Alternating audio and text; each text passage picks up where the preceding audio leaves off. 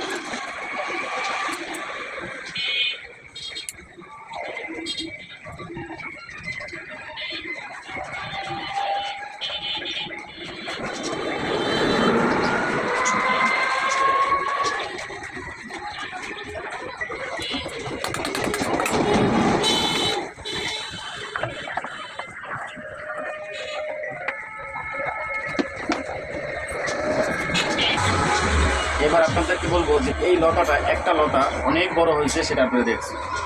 এত বড় একটা লতা না রেখে আমি এই ছোট জায়গাটির ভিতরে এটাকে একটা ঝাপড়া সিস্টেম করতে পারি, তাই এটার মাঝখানে যে জায়গাটা আমি কিন্তু কাটি নেই, ওগুলো কিন্তু মাটির নিচে ঠিক আছে মানে জাতা দিয়ে লাগাই দিচ্ছি।